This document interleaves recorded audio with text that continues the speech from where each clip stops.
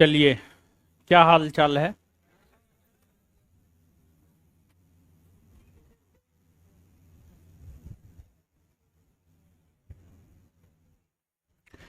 Hostel के लिए exam कब होगा? हमको लगता है हॉस्टल के लिए एग्जाम नहीं होगा। ठीक है।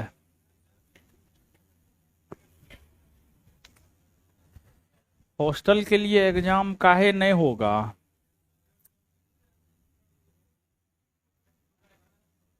अरे, जाने पहचान में बहुत अच्छा अच्छा लड़का है, तो उसी सब को रख रहे हैं।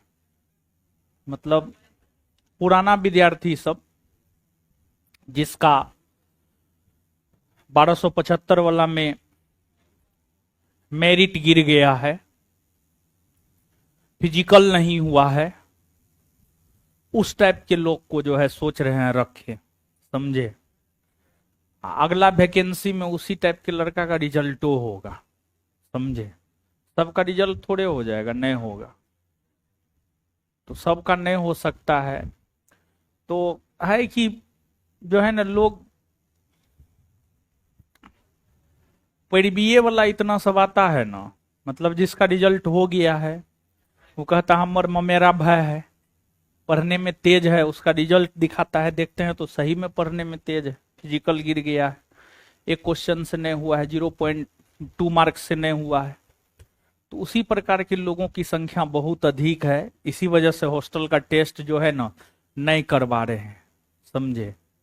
तो पढ़बीए वाला बहुत तेज लोग है। ठीक है, क्या करवाएंगे हॉस्टल का टेस्ट?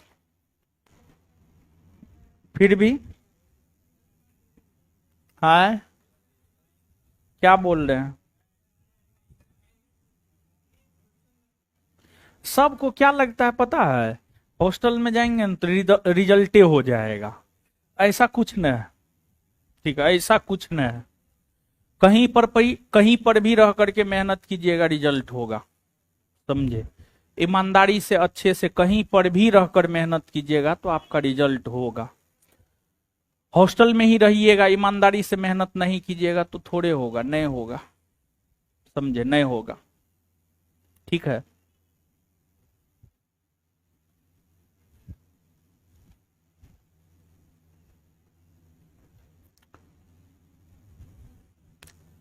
क्वेश्चन बैंक मार्केट में अगले सप्ताह में आ रहा है। ठीक है। देखिए, क्वेश्चन बैंक मार्केट में नहीं छोड़ने के पीछे रीजन है कि है क्या, कि जो है थोड़ा स्टॉक में क्वेश्चन बैंक कर रहे हैं, एक साथ मार्केट में छोड़ेंगे। समझे? जैसे कि 40,000 क्वेश्चन, 40,000 सेट जो है, हमको लगता है छप गया है। 40,000 और छपवाना है। तो जो है, बीच में भारत बंद था, 3 ट्रक आया है पेपर, 2-3 ट्रक और आना है। उसके बाद जो है एक साथ छाप करके मार्केट में देंगे। नहीं तो कम देने पर जो होता है ना, मार्केट में शॉर्टेज हो जाता है, अफरा तफरी मच जाता है। समझे? मार्केटिंग में बड़ी दिक्कत हो जाता है, पैसा देना लेना में। समझे? हाँ, पैसा भी इस चक्कर में जो है ना, विद्यार्थी से पैसा भी ज्यादा ले लेता है। तो चीज अगर उपलब्ध रहेगा ना तो इजीली अवेलेबल होगा और पैसा कम लेगा। समझे? तो इसी वजह से जो है, ये जो बीच में कल भारत बंद था ना, वो भी थोड़ा सा डिस्टर्ब किया है। ट्रक जहां था वहीं रुक गया। ठीक है, आइए, क्या पढ़ रहे थे? क्वेश्चन बैंक जो है अगले सप्ताह मार्केट में दे रहे हैं।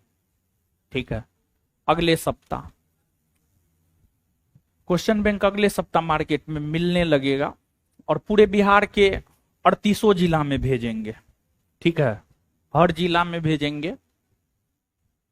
सोचे हैं 1 लाख कॉपी एक साथ मार्केट में देने का, ताकि जो है वो अनअवेलेबल होने की समस्या ना रहे। समझे? 38 जिला में जाएगा, 38 जिला में। समझे? तो इसी वजह से जो है थोड़ा सा लेट हो रहा है। क्वेश्चन बैंक तो छप ही गया है, आप तो देखे हैं। दो दरोगा बैच चलता है, दोनों बैच के छात्र को दिए हैं ना जी। छपा है तब न दिए, छपा है तब दिए, नहीं छपता तो थोड़े देते। तो छप रहा है, वही स्टॉक में कर रहे हैं, एक साथ मार्केट में छोड़ेंगे,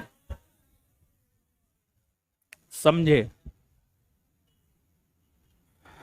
आप लोग को विशेष छूट देंगे, पहले आने तो दीजिए, आइए न पढ़ते हैं। बैग भी देंगे, देंगे बैग भी देंगे, अरे सब चीज देंगे, चिंता काहे।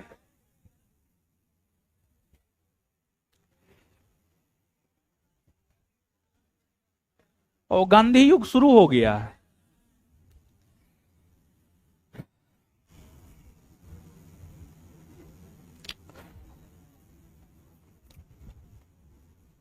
दक्षिण अफ्रीका गांधी जी चले गए थे।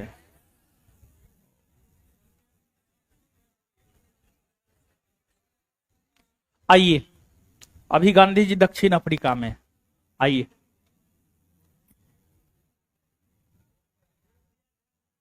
हल्ला मत कीजिए अब।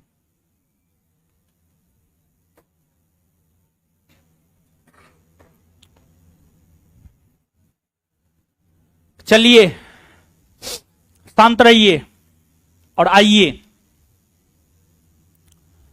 अभी गांधी जी कहां है? दक्षिण अफ्रीका में है, समझे। आप भी जाइएगा, मत जाइए, कोई बहुत बढ़िया देश ना है।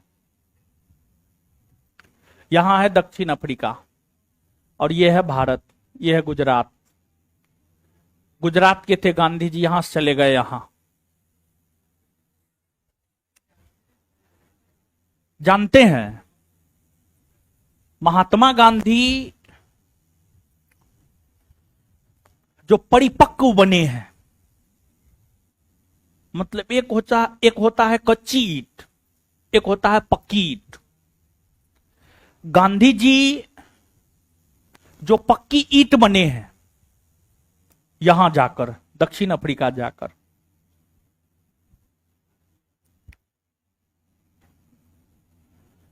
गांधी जी शुरू में तो मात्र 1 वर्ष के लिए दक्षिण अफ्रीका गए थे, लेकिन दक्षिण अफ्रीका में रहने वाले भारतीयों का, दक्षिण अफ्रीका में भारत के लोग भी रह रहे थे, दक्षिण अफ्रीका में रहने वाले भारतीयों का जो शोषण हो रहा था उसको देखते हुए महात्मा गांधी ने दक्षिण अफ्रीका में रहने का निर्णय लिया। महात्मा गांधी दक्षिण अफ्रीका में रहने का निर्णय लिया। महात्मा गांधी दक्षिण अफ्रीका में रहने का निर्णय लिया, और फिर दक्षिण अफ्रीका में रहने वाले भारतीयों को एकजुट करने के लिए गांधी जी ने वहां कई सारे संगठन की स्थापना किया। दक्षिण अफ्रीका के नटाल प्रांत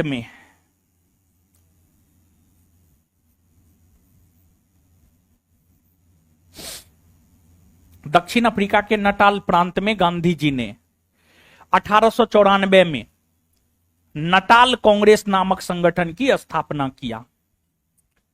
नटाल कांग्रेस नामक संगठन की स्थापना किया। फिर गांधी जी ने दक्षिण अफ्रीका के डरबन में 1904 ईस्वी में फिनिक्स फॉर्म की स्थापना किया।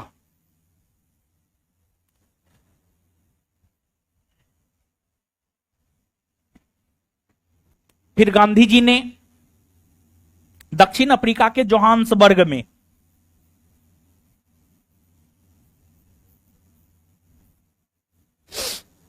1910 में टॉल्स्टॉय फोरम की स्थापना किया।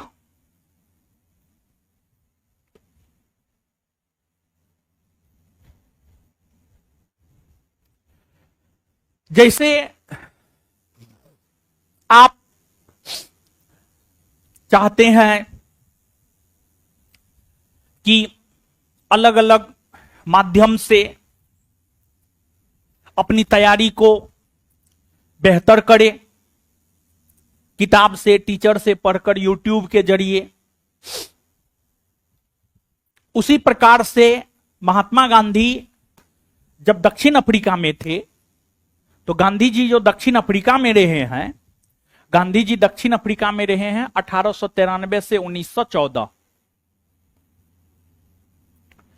यह दक्षिण अफ्रीका में गांधी जी के रहने का कालखंड है।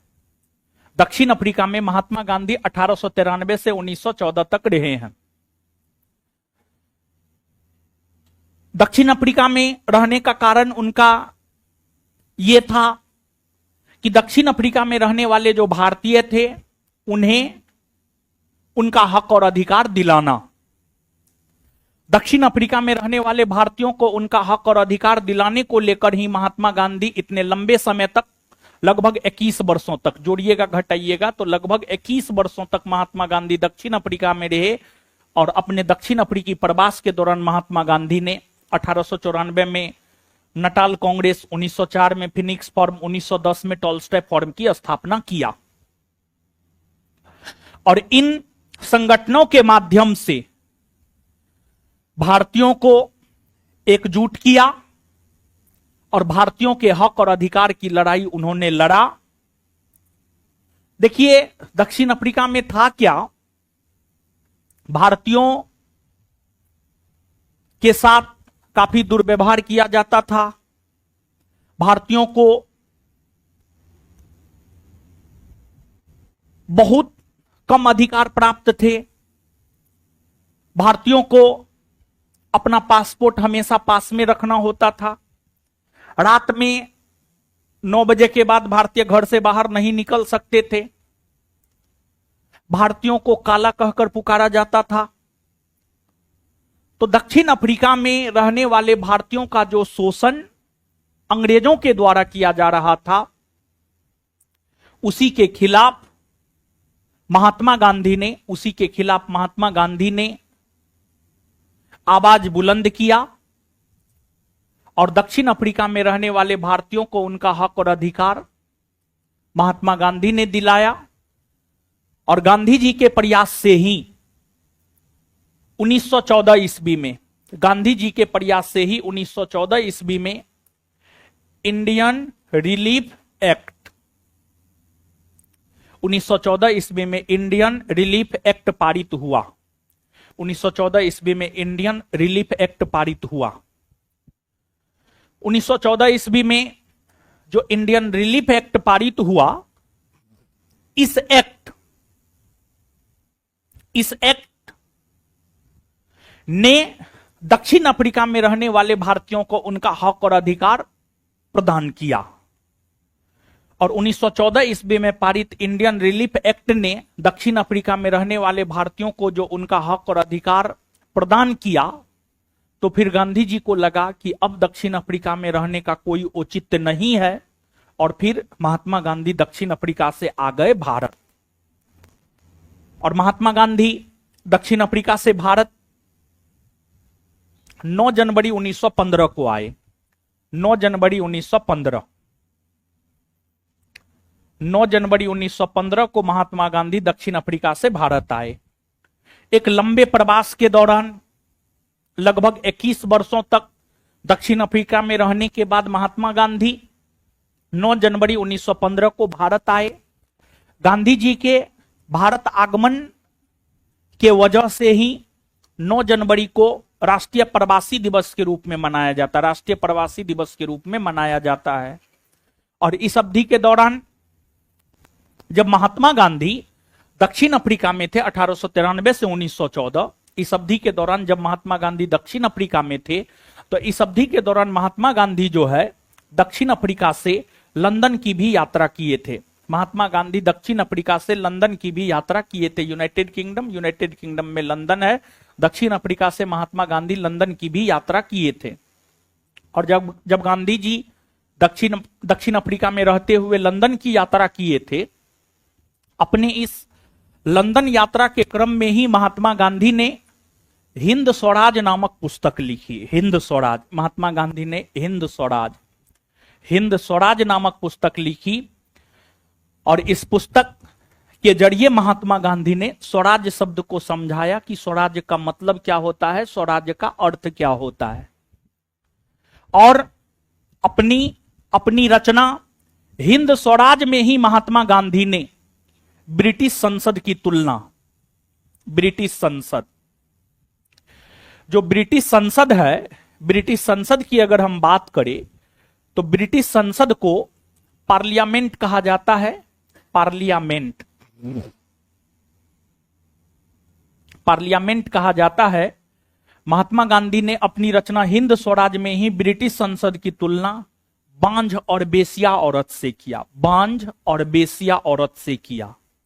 बांझ औरत का मतलब होता है वह औरत जिसको संतान की उत्पत्ति नहीं हुई है या संतान उत्पत्ति होने की कोई संभावना है ही नहीं, उसी को बांझ औरत कहा जाता है।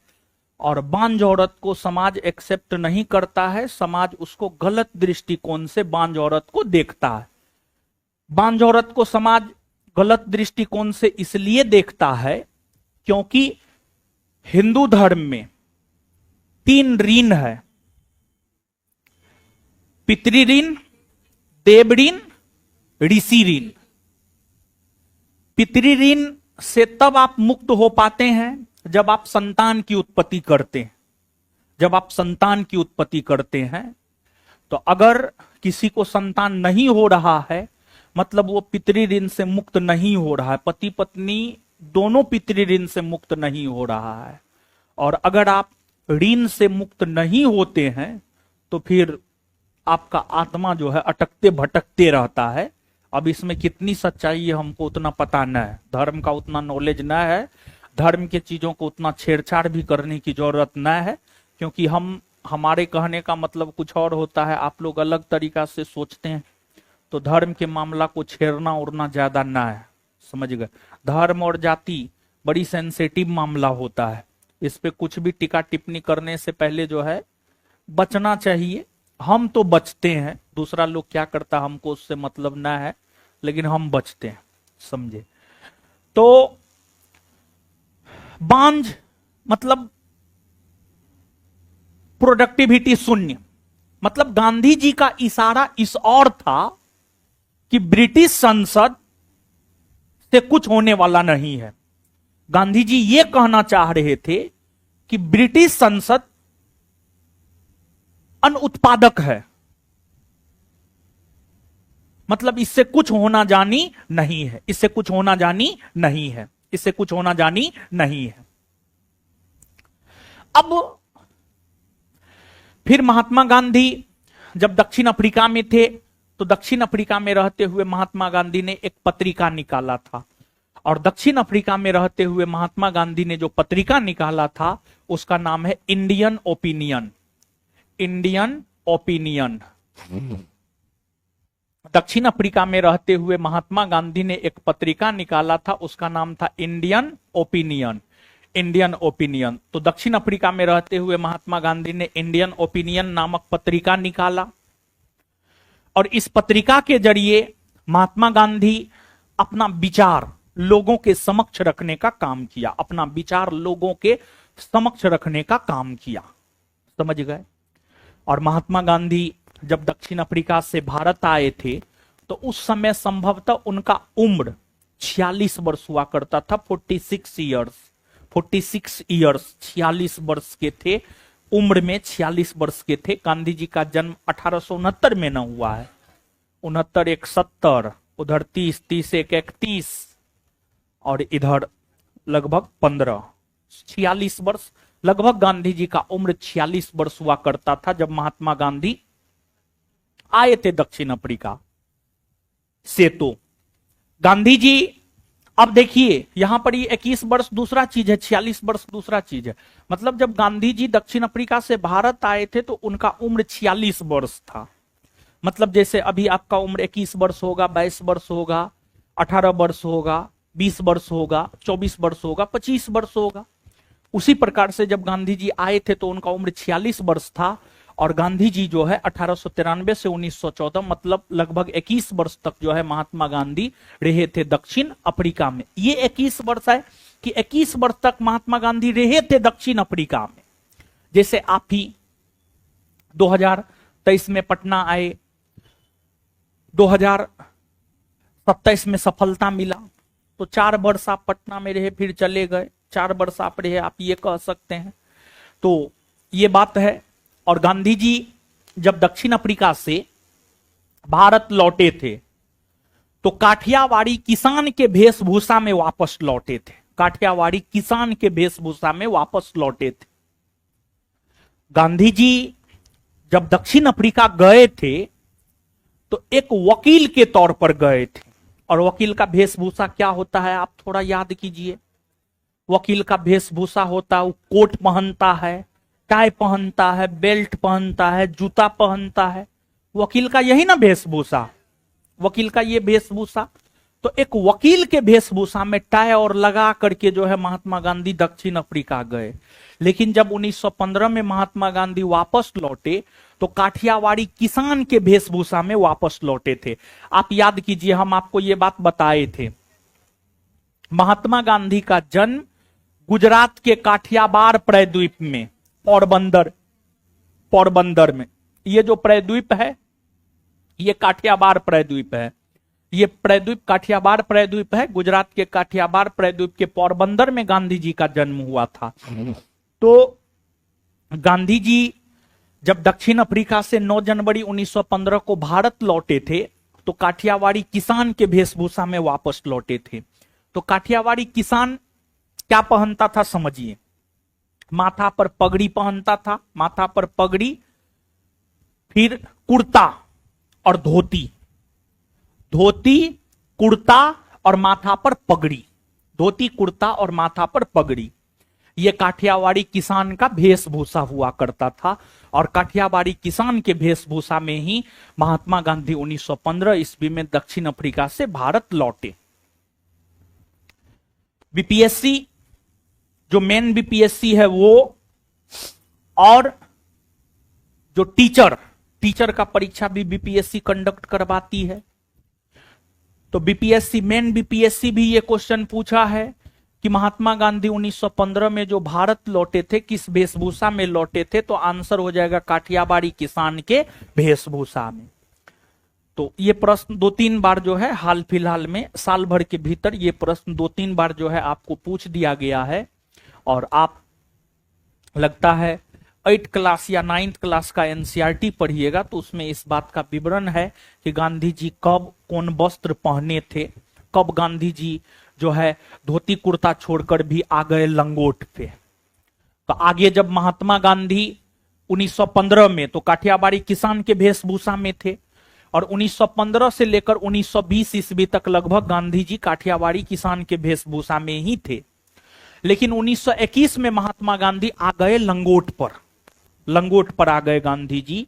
मतलब एक जो है धोती होता था उसी को आधा पहनना और आधा ओढ़ना। और फिर 1921 से लेकर संभवतः अपने मृत्यु तक लंगोट में ही गांधी जी रहे। 1921 से लेकर 1948 ईस्वी तक गांधी जी लंगोट में ही रहे। गांधी जी जब 1915 में भारत आए, भारत आने के बाद गांधी जी के राजनीतिक गुरु थे गोपाल कृष्ण गोखले। गांधी जी के राजनीतिक गुरु गोपाल कृष्ण गोखले थे। गांधी जी भारत आने के बाद अपने राजनीतिक गुरु गोपाल कृष्ण गोखले से मिले, और गांधी जी ने गोपाल कृष्ण गोखले को यह कहा कि हमें अब भारत के लिए कुछ करना है, हमें अब भारत के लिए कुछ करना है, हमें अब भारत के लिए कुछ करना है। तो इस पर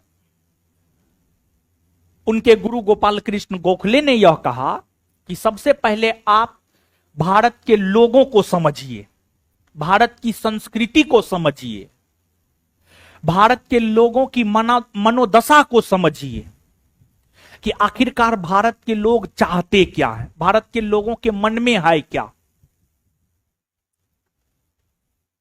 फिर महात्मा गांधी अपने गुरु गोपाल कृष्ण गोखले के कहने पर लगभग एक वर्ष तक 1915 से 1916, लगभग एक वर्ष तक 1915 से 1916 पूरे भारतवर्ष का भ्रमण किए, पूरे भारतवर्ष का भ्रमण किए।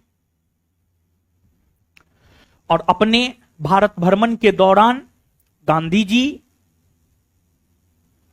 मुंह बंद रखे, कान और आंख अपना खुला रखे। उनके गुरु ने ही उन्हें आदेश दिया था कि आपको मुंह बंद रखना है और कान और आंख खोल कर रखना है, देखना है, समझना है। अभी बोलना कुछ नहीं है, रिएक्ट नहीं करना है। पहले समझिए, देखिए चीजों को, समझिए चीजों को, तब बाद में जाकर रिएक्ट करना है।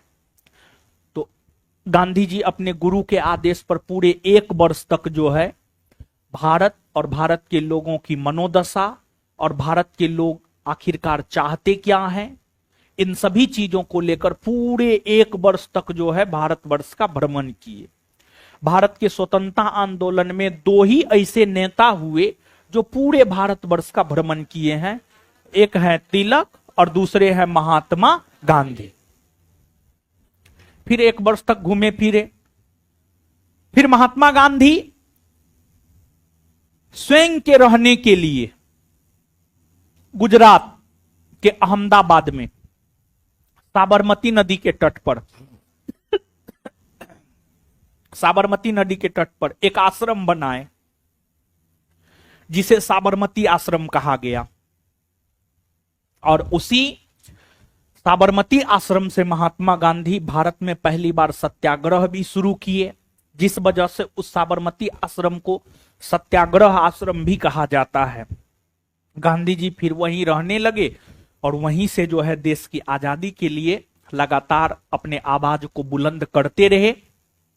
और कहा जाता है 1916 में उत्तर प्रदेश के बनारस में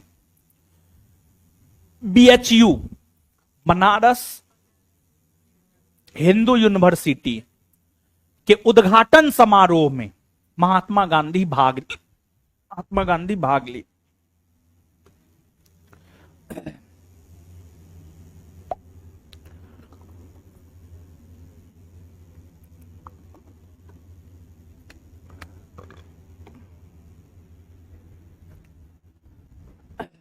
महात्मा गांधी 1916 में BHU के उद्घाटन में भाग लिए और इसी में महात्मा गांधी ने भारत में अपना पहला जन भाषण दिया।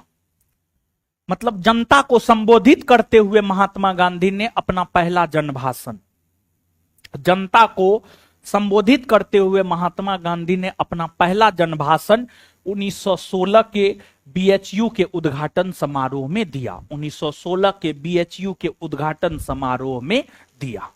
समझ गए? तो यहां तक अब पहले लिखिए, फिर आगे बताएंगे, लिखाएंगे।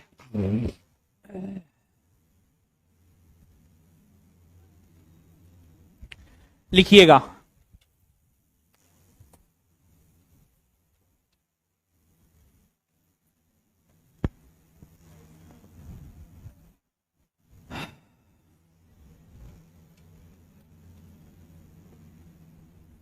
लिखिएगा। महात्मा गांधी ने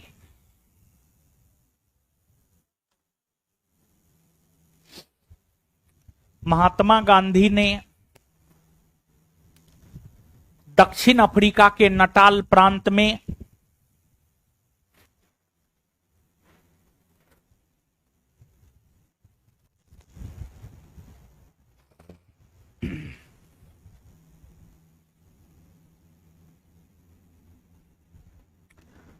महात्मा गांधी ने दक्षिण अफ्रीका के नटाल प्रांत में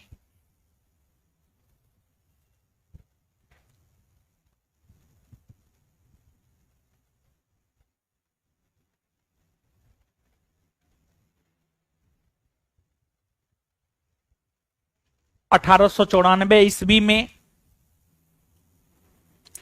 1894 ईस्वी में 1894 ईस्वी में नटाल कांग्रेस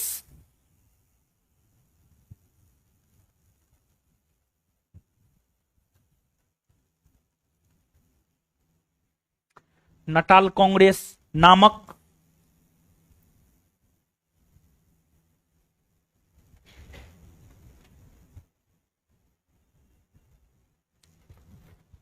संगठन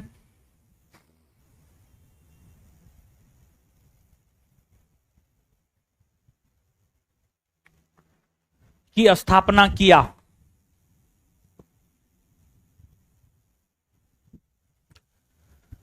उन्होंने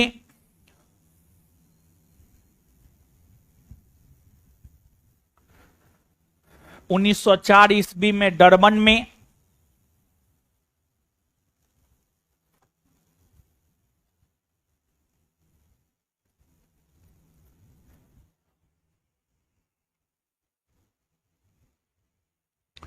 उन्होंने 1904 ईस्वी में डरबन में फिनिक्स फर्म की स्थापना किया।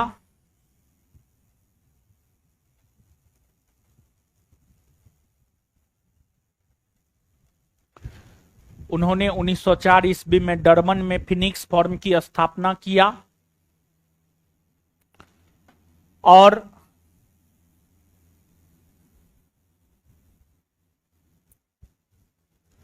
1910 ईस्वी में जोहान्सबर्ग में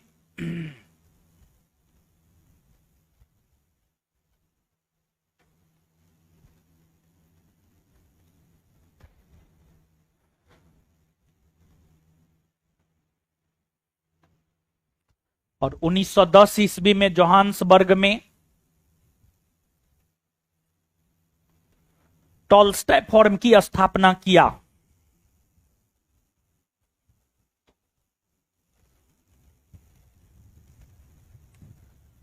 उन्नीस सौ 10 ईस्वी में जोहान्सबर्ग में टॉलस्टॉय फर्म की स्थापना किया। उसी लाइन में continue, Tolstoy firm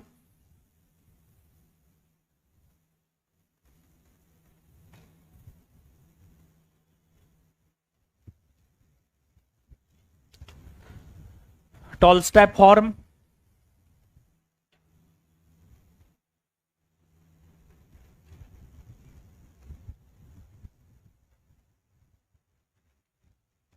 Tolstoy firm के शिल्पकार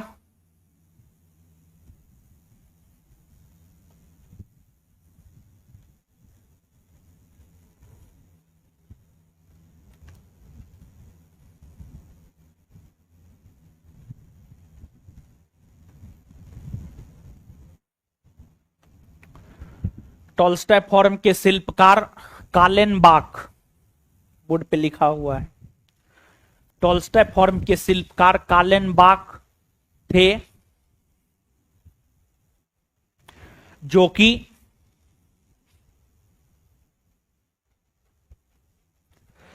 जर्मनी के रहने वाले थे।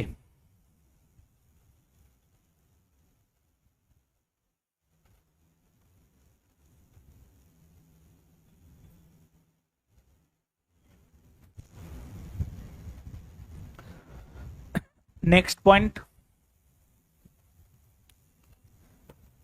दक्षिण अफ्रीका में रहने वाले भारतीयों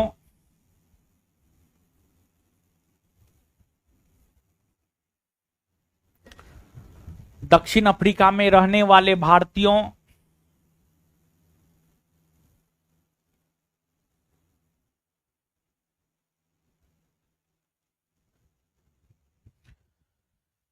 दक्षिण अफ्रीका में रहने वाले भारतीयों के साथ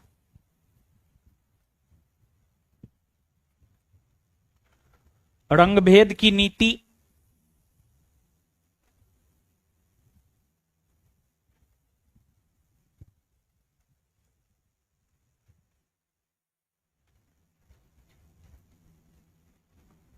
अपनाई जाती थी।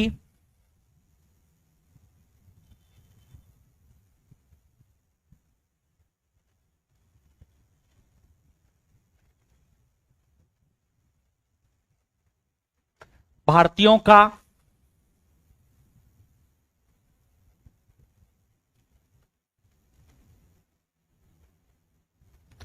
शोषण किया जाता था।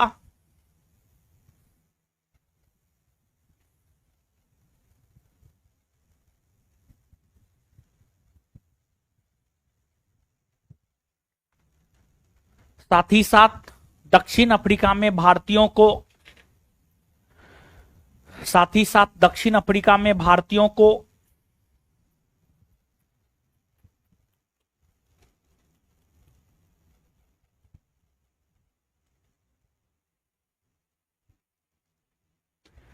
साथ ही साथ दक्षिण अफ्रीका में भारतीयों को नगण्य अधिकार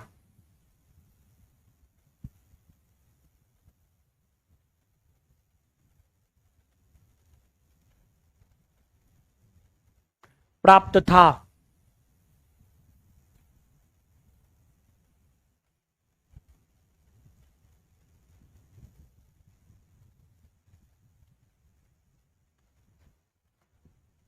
फुल स्टॉप उसी में। महात्मा गांधी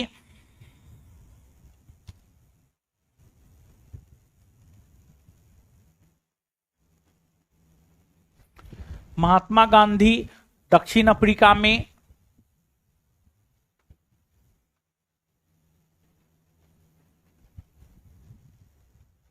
रहने वाले भारतीयों को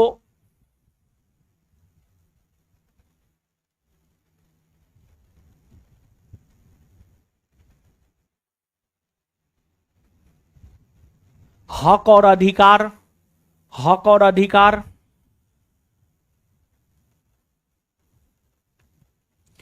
दिलाने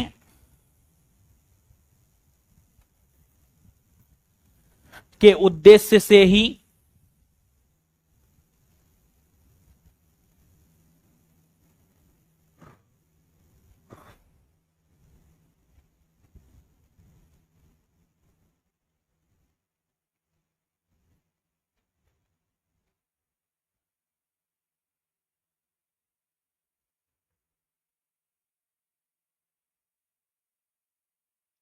से ही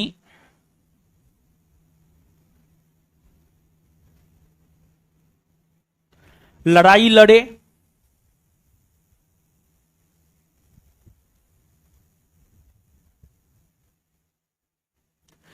इसलिए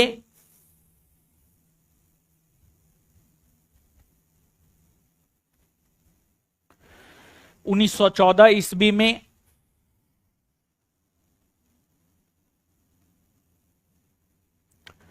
1914 ईस्वी में इंडियन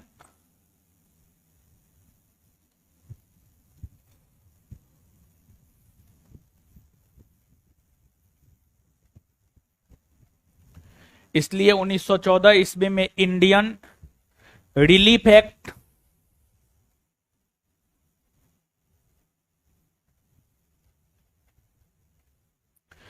इसलिए 1914 ईस्वी में इंडियन रिलीफ एक्ट पारित कर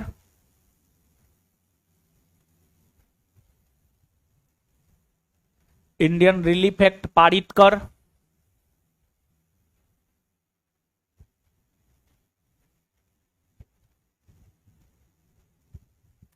भारतीयों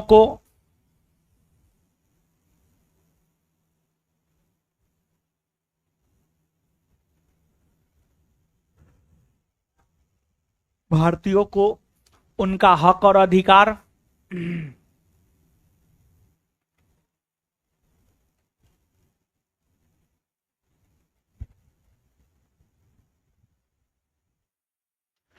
प्रदान किया गया।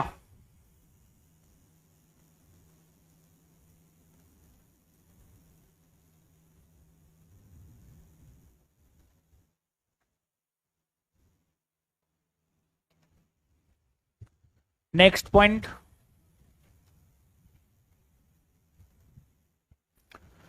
दक्षिण अफ्रीका प्रवास के दौरान महात्मा गांधी ने, नेक्स्ट पॉइंट, दक्षिण अफ्रीका प्रवास के दौरान महात्मा गांधी ने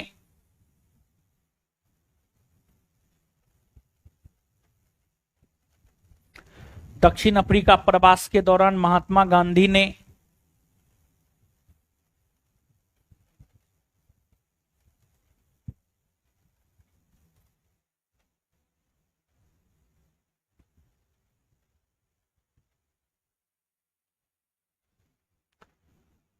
दक्षिण अफ्रीका प्रवास के दौरान महात्मा गांधी ने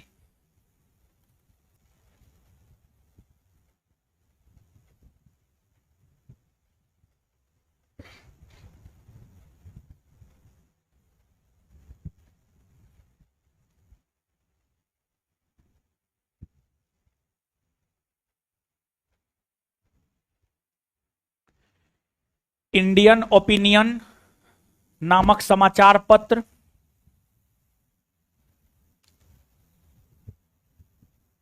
इंडियन ओपिनियन नामक समाचार पत्र,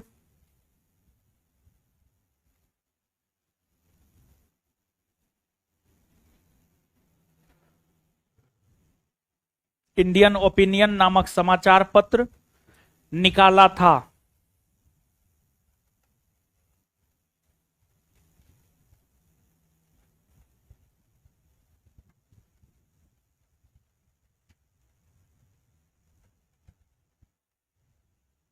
नेक्स्ट पॉइंट,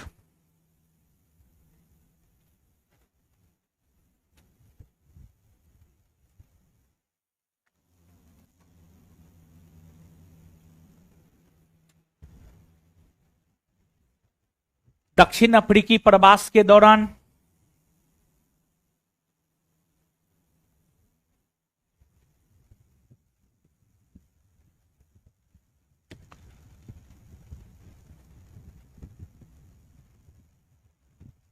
महात्मा गांधी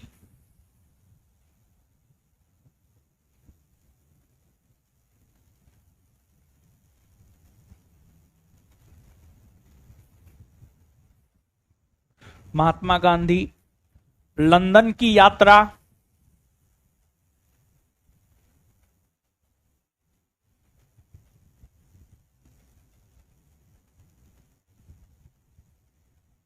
किए।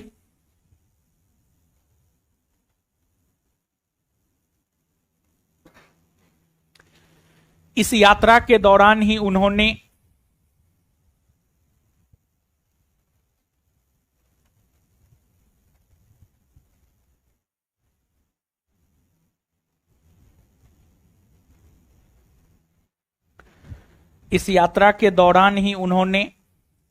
हिंद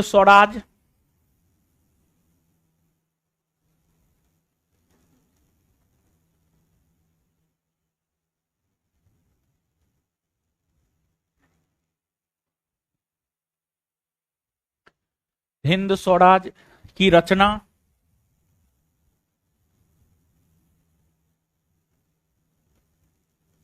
किया है।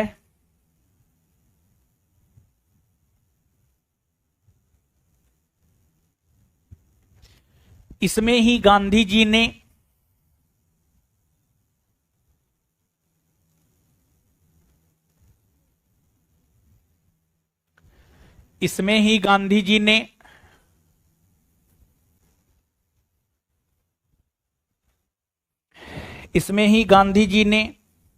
ब्रिटिश संसद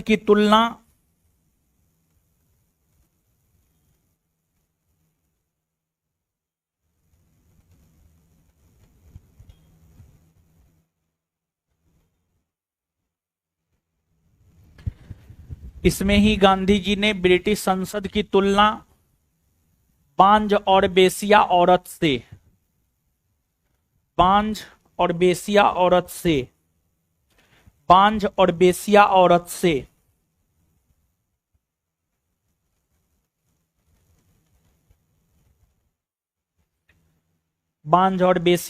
से किया है।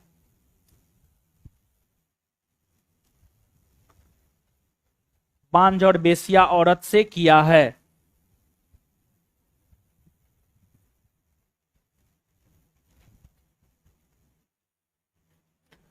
नेक्स्ट पॉइंट,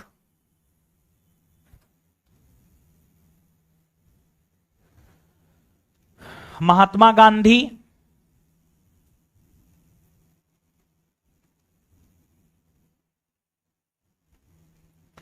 महात्मा गांधी 1893 से 1914 ईस्वी तक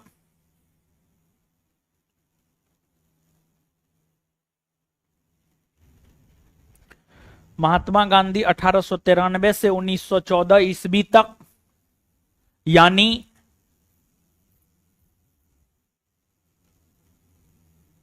लगभग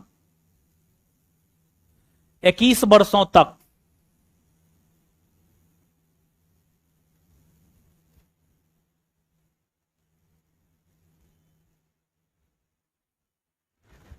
वर्षों तक दक्षिण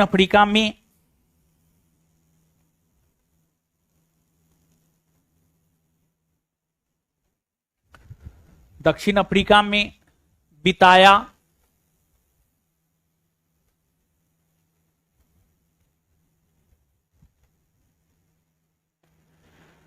जब वे 9 जनवरी 1915 ईस्वी को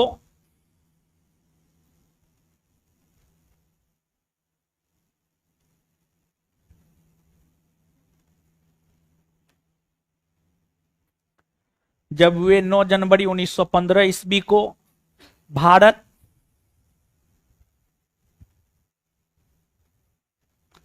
वापस लौटे थे,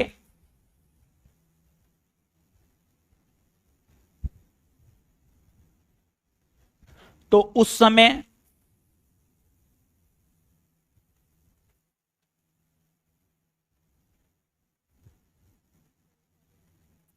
उनका उम्र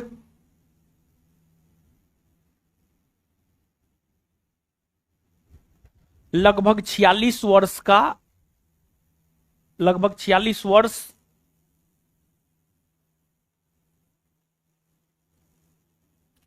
लगभग 46 वर्ष था।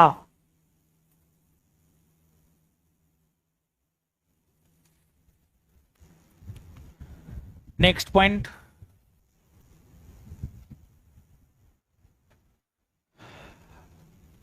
गांधी जी के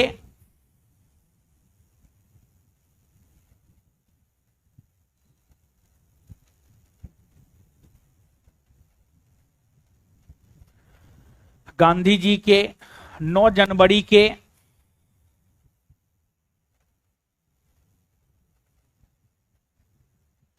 भारत आगमन के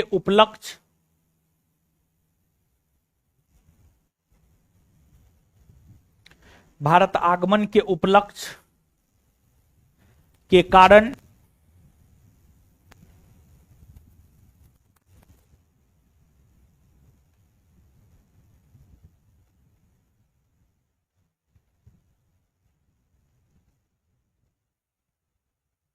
राष्ट्रीय प्रवासी दिवस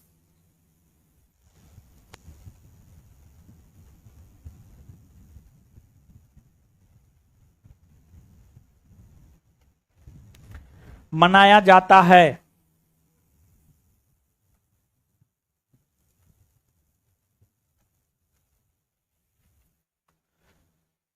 पहली बार राष्ट्रीय प्रवासी दिवस उसी में पहली बार राष्ट्रीय प्रवासी दिवस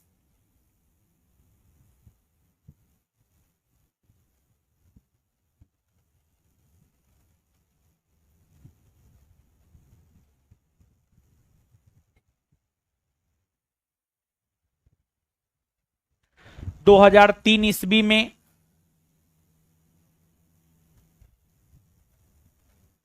2003 ईस्वी में मनाया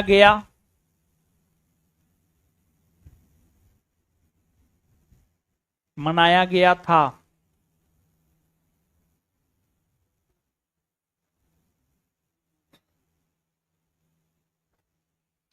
नेक्स्ट पॉइंट,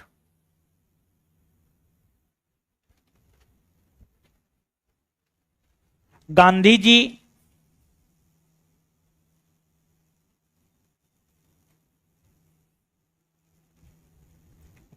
भारत आने के पश्चात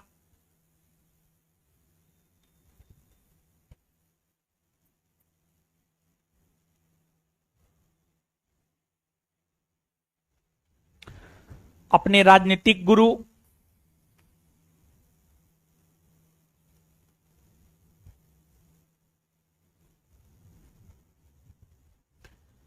गांधी जी भारत आने के पश्चात अपने राजनीतिक गुरु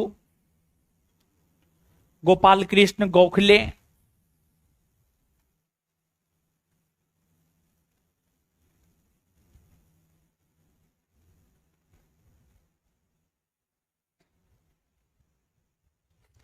से मिले।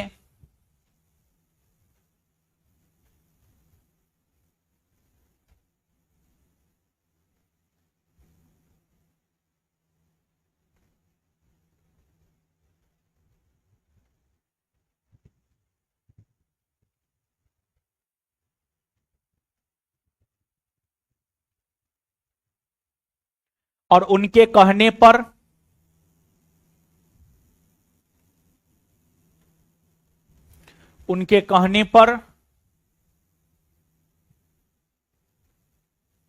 मुंह बंद करके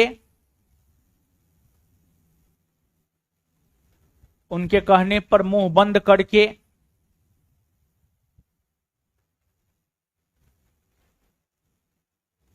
मुंह बंद करके और आंख कान खोलकर मुंह बंद करके और आंख कान खोलकर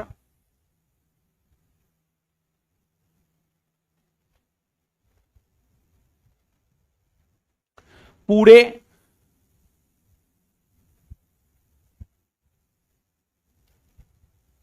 एक वर्ष तक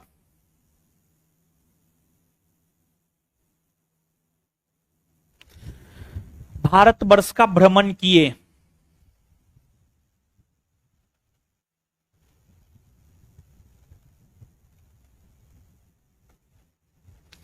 पूरे एक वर्ष तक भारत का भ्रमण किए।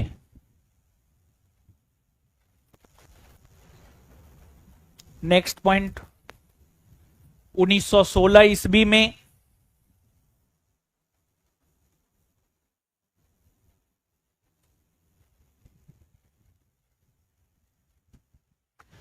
1916 ईस्वी में गुजरात के अहमदाबाद में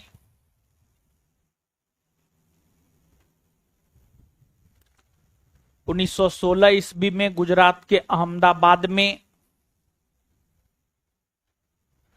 साबरमती नदी के तट पर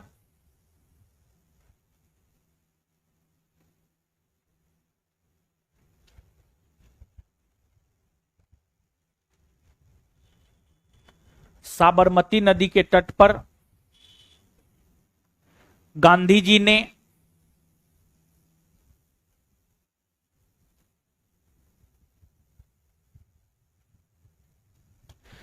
एक आश्रम का निर्माण किया।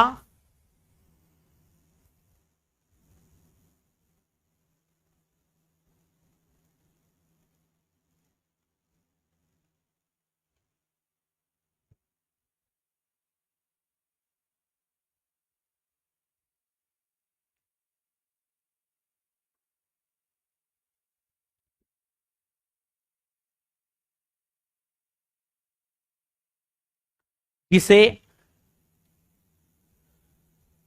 जिसे सत्याग्रह आश्रम, लिखिए ना जो लिखा रहे हैं मास्टर हम ना है, जिसे सत्याग्रह आश्रम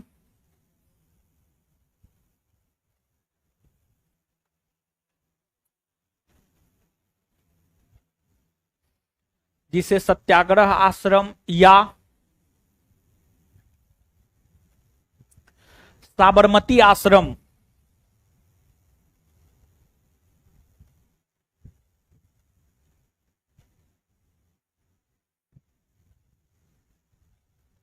भी कहा जाता है।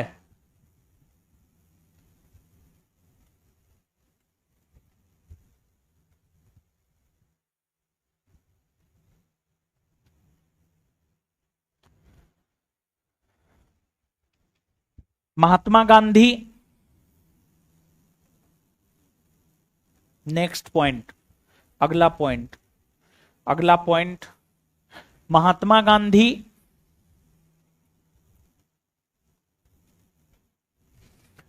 उन्नीस सौ 16 में बनारस में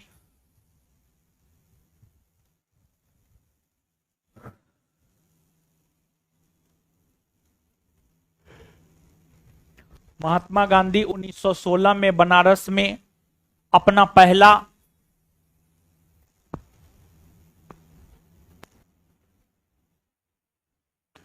जनभाषण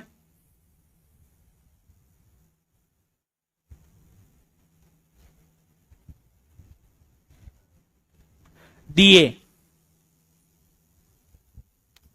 महात्मा गांधी 1916 में बनारस में अपना पहला जनभाषण दिए।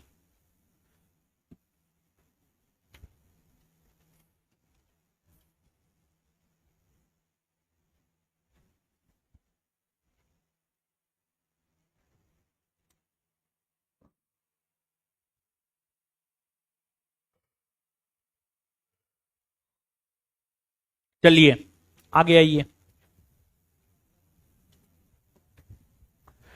देखिए आगे अब आप हेडिंग मारिए, चंपारण सत्याग्रह।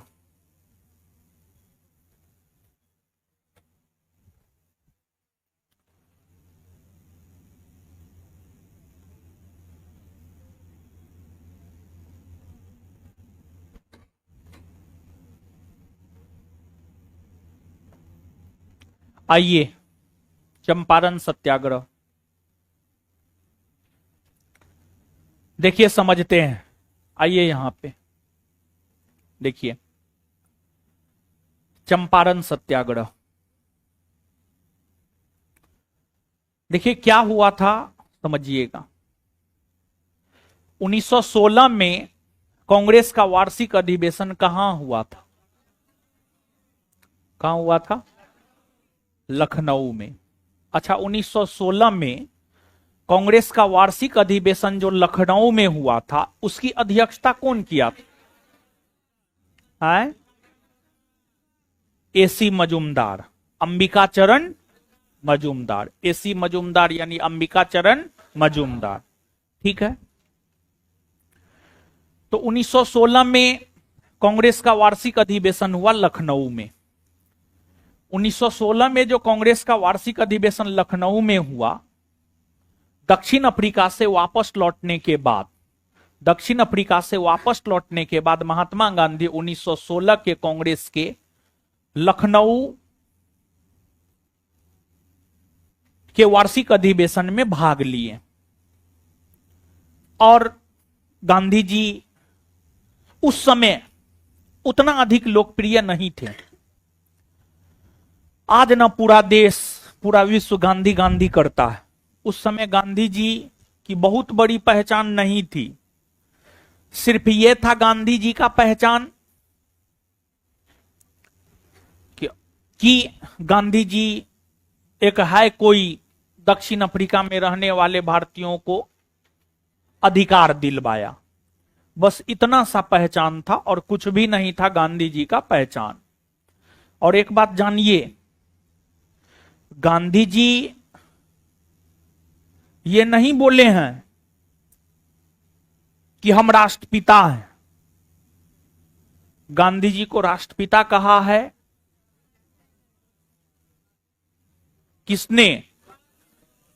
सुभाष चंद्र।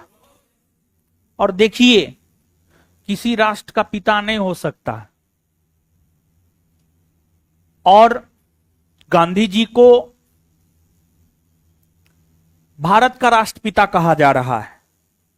क्या भारत 100 साल 200 साल पुराना है?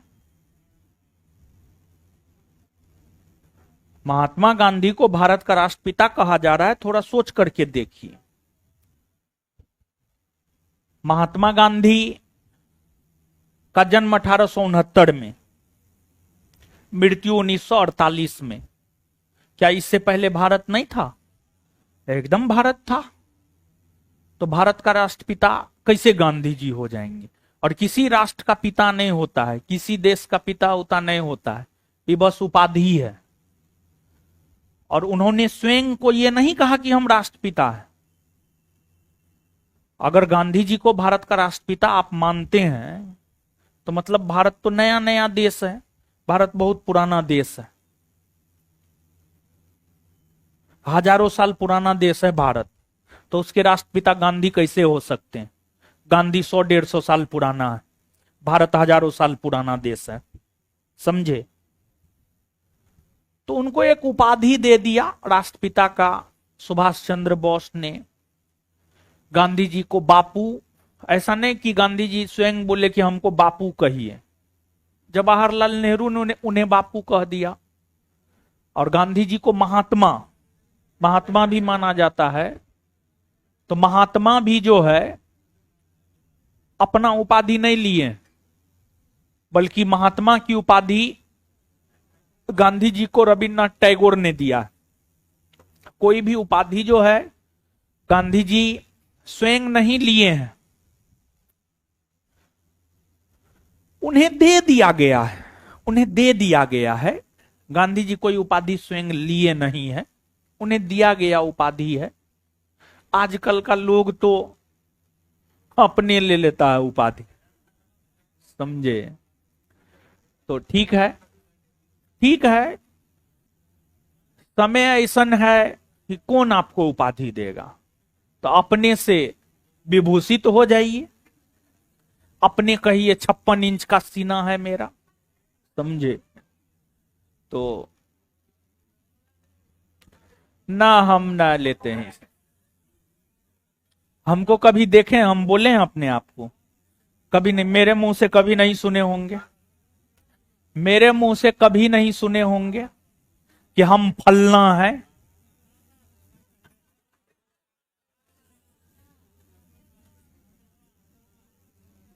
हाँ, वो बोले हैं, जो बोले हैं वो बोले हैं, जो नहीं बोले वो नहीं बोले हैं। हम अपने से नहीं लेते हैं उपाधि। अभी युवा है, अभी का है बाबा बाबा बोल रहे हैं। चलिए सुनिए, समझिए। तो गांधी जी लखनऊ के 1916 के वार्षिक अधिवेशन में भाग लिए। उस समय गांधी जी की कोई बहुत बड़ी पहचान नहीं थी। कांग्रेस के 1916 के लखनऊ अधिवेशन में गांधी जी अंतिम पंक्ति में जाकर बैठे हुए थे। और उस दौरान ही बिहार के चंपारण के भितिहरवा गांव के किसान नेता राजकुमार शुक्ल गांधी जी से मुलाकात किया। और गांधी जी से मुलाकात करने के बाद राजकुमार शुक्ल ने चंपारण के किसानों की समस्या से महात्मा गांधी को अवगत करवाया। और फिर गांधी जी चंपारण के किसानों की समस्या से अवगत हुए। और फिर महात्मा गांधी अप्रैल 1917 में बिहार के चंपारण के भितिहरवा गांव पहुंचे। और बिहार के चंपारण के भितिहरवा गांव पहुंचकर महात्मा गांधी ने बिहार के चंपारण के भितिहरवा गांव से ही एक सत्याग्रह की शुरुआत किया, जिसे चंपारण सत्याग्रह कहा जाता है। चंपारण सत्याग्रह महात्मा गांधी के द्वारा भारत में किया गया प्रथम सत्याग्रह था। महात्मा गांधी के द्वारा भारत में किया गया प्रथम सत्याग्रह चंपारण सत्याग्रह था। और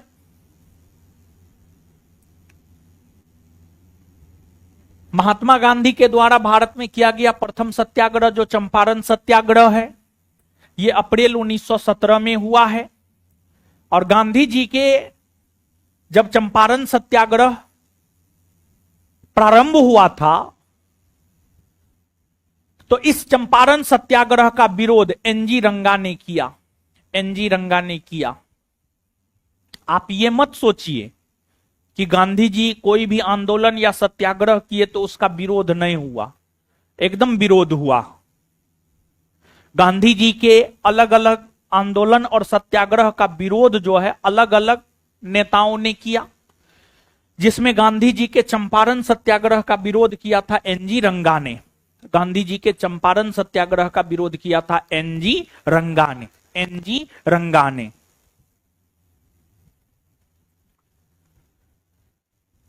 चंपारण सत्याग्रह करने का उद्देश्य क्या था, इसको हम लोग समझते हैं। देखिए, चंपारण में तिनकठिया प्रथा लागू था। चंपारण की अगर हम लोग बात करें तो यहां पर तिनकठिया प्रथा लागू था, और इसी तिनकठिया प्रथा को समाप्त करने के लिए चंपारण सत्याग्रह हुआ, और चंपारण सत्याग्रह ने ही तिनकठिया प्रथा को समाप्त कर दिया। और जब महात्मा गांधी चंपारण सत्याग्रह के जरिए तिनकठिया प्रथा को समाप्त कर दिया, अर्थात गांधी जी का चंपारण सत्याग्रह सफल रहा, और जब गांधी जी का चंपारण सत्याग्रह सफल हुआ तो चंपारण सत्याग्रह के सफलता पर ही रविन्द्रनाथ टैगोर ने गांधी जी को महात्मा की उपाधि दिया, और गांधी जी ने रविन्द्रनाथ टैगोर को गुरुदेव की उपाधि दिया। गुरुदेव की उपाधि दिया। ये उपाधि का जो आदान प्रदान हुआ था, ये उपाधियों का आदान प्रदान चंपारण सत्याग्रह के सफल होने के बाद ही हुआ था। अब सवाल ये उठता है कि चंपारण सत्याग्रह क्यों हुआ? तो तिनकठिया प्रथा को समाप्त करने के लिए चंपारण सत्याग्रह हुआ, और चंपारण सत्याग्रह ने तिनकठिया प्रथा को समाप्त कर दिया। अब सवाल ये उठता है कि तिनकठिया प्रथा क्या है? देखिए, था क्या, अंग्रेज सबसे पहले तो व्यापारी बनकर आया, लेकिन बाद में अंग्रेज जमींदार भी बन गया। विशेष तौर पर भूराजस्व वसूली की रैयतबाड़ी व्यवस्था ने अंग्रेजों को जमींदार बना दिया। तो जो अंग्रेज जमींदार थे, अंग्रेज जमींदार चंपारण के किसानों से जबरदस्ती नील की खेती करवाता था। नील की खेती करवाता था, समझिएगा। अंग्रेज जमींदार जबरदस्ती, अंग्रेज जमींदार जबरदस्ती चंपारण के किसानों से नील की खेती करवाता था। अंग्रेज जमींदार चंपारण के किसानों को यह कह रखा था कि अगर आपके पास 20 कट्ठा जमीन है तो उसमें से 3 कट्ठा जमीन पर आपको नील का खेती करना पड़ेगा। अगर आपके पास 20 कट्ठा जमीन है तो उसमें से 3 कट्ठा भूमि पर आपको नील का खेती करना पड़ेगा। 3 कट्ठा भूमि पर आपको नील की खेती करना पड़ेगा, नहीं तो उस एवज में राजस्व देना पड़ेगा, टैक्स देना पड़ेगा। उस एवज में राजस्व देना पड़ेगा, टैक्स देना पड़ेगा। अगर 40 कट्ठा है तो 6 कट्ठा भूमि पर, अगर 60 कट्ठा भूमि है तो 9 कट्ठा भूमि पर। मतलब 20 कट्ठा भूमि अगर किसी किसान के पास है तो 3 कट्ठा पर नील की खेती करना पड़ेगा। तो किसानों के पास जो 20 कट्ठा भूमि था उसमें से 3 कट्ठा भूमि पर जो नील की खेती करने की प्रथा थी, इसी को कहा जाता है तिनकठिया प्रथा। और नील का खेती करना किसानों के लिए लाभप्रद नहीं था, क्योंकि नील की खेती करने से खेत की उर्वरा शक्ति मर जाती थी, यानी खेत का जो उपजाऊपन होता था वो खत्म हो जाता था। दूसरा, नील की खेती करने में किसानों को जितना खर्च होता था उतना भी किसानों को नहीं मिल पाता था।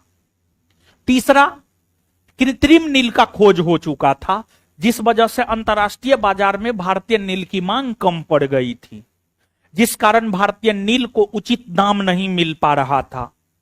ये तमाम रीजन थे जिस वजह से चंपारण के किसान नील की खेती नहीं करना चाहते थे, लेकिन जबरदस्ती तिनकठिया प्रथा के अंतर्गत चंपारण के किसानों से नील की खेती अंग्रेजों के द्वारा, अंग्रेज जमींदारों के द्वारा करवाया जाता था, और अगर कोई नहीं करता था तो उस एवज में किसान से बेवजह का वसूली किया जाता था। यह तिनकठिया प्रथा कहीं ना कहीं किसानों को हतोत्साहित कर रहा था। इस तिनकठिया प्रथा को समाप्त करने के लिए ही गांधी जी चंपारण आए और सत्याग्रह का आयोजन किए।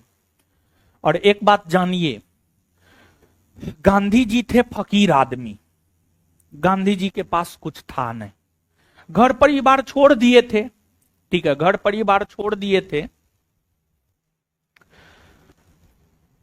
तो फकीर आदमी थे। गांधी जी थे बड़ी तेज, और गांधी जी बनिया थे, बनिया थे गांधी जी, हिंदू में बनिया थे गांधी जी। बनिया, बनिया समझते हैं ना, व्यापारी को कहा जाता है। अब व्यापारी बड़ी तेज, व्यापारी होता है बड़ी तेज, ठीक है, उसको लाभ कमाने से मतलब, समझे। गांधी जी को लगा कि चंपारण सत्याग्रह कर रहे हैं, किसानों के लिए कर रहे हैं, किसान जुड़ा हुआ कैसे रहेगा सत्याग्रह से। तो गांधी जी ने चंपारण के किसानों को कहा, चंपारण का हर किसान 25-25 पैसा देगा, 1 रुपया का चौथा भाग, 1 रुपया होता है ना जी, 1 रुपया का चौथा भाग 25 पैसा, 1 रुपया बराबर 100 पैसा, हाँ, तो उसका 1/4 भाग 25 पैसा।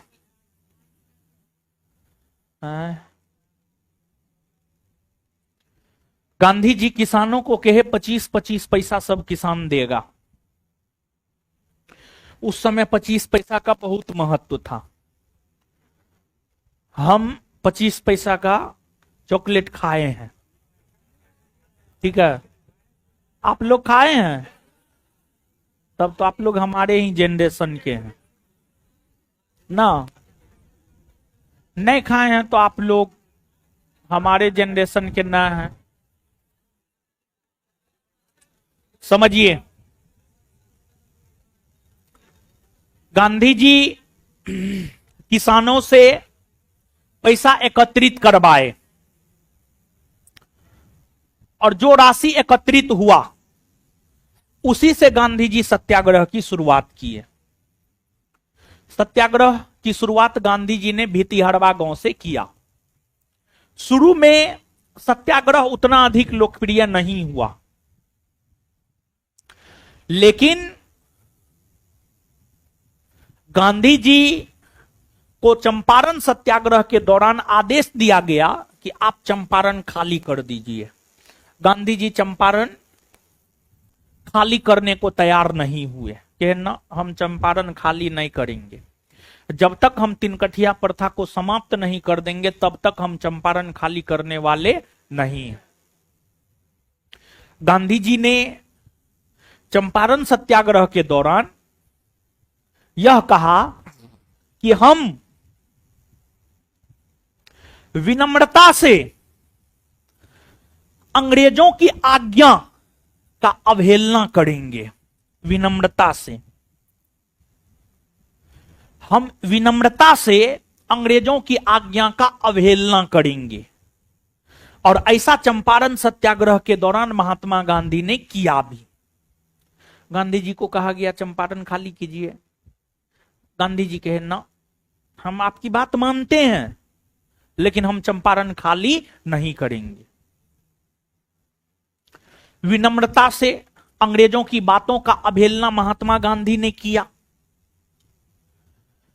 गांधी जी जिद्दी थे, जिद्दी प्रकृति के थे, जिद पे अड़ गए, अब हम इसको तो खत्म करके ही चंपारण खाली करेंगे, इसे हम चंपारण खाली करने वाले हैं नहीं।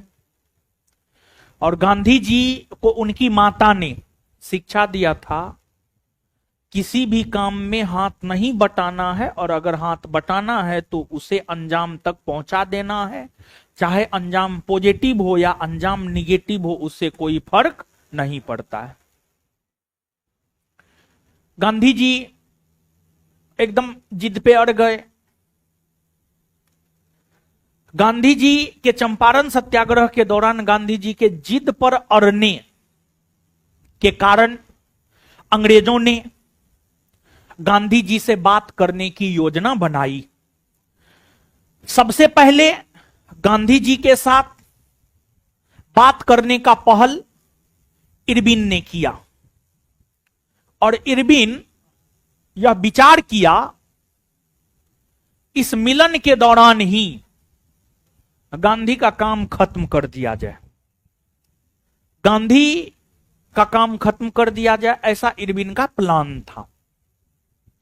इरविन यह सोचकर रखा था गांधी जी को खाना पर आमंत्रित करेंगे और खाना में जहर मिला देंगे और उसका ओम नमः स्वाहा कर देंगे, समझ गए। लेकिन गांधी जी खाना खाने को रेडी हुए नहीं। तब इरविन ने गांधी जी को दूध के लिए आमंत्रित किया तो गांधी जी दूध पीने को तैयार हो गए। तो इरविन का खाना बनाने वाला था, कुकमैन था बतक मियां। इरविन ने बतक मियां को कहा कि दूध में जहर मिला दीजिए। इरविन कह के चल गया। इरविन को लगा कि कुकमैन है, आदेश दिए हैं तो मिला के पिला ही देगा। लेकिन कुछ भी था, बतक मियां था इंडियन। बतक मियां को लगा कि ये अनर्थ हो जाएगा, तो बतक मियां बिना दूध में जहर मिलाए गांधी जी को दूध परोस दिया। गांधी जी दूध पिए, उसमें जहर था ही नहीं, गांधी जी बच गए। यानी चंपारण सत्याग्रह के दौरान बतक मियां ने गांधी जी का जान बचाया।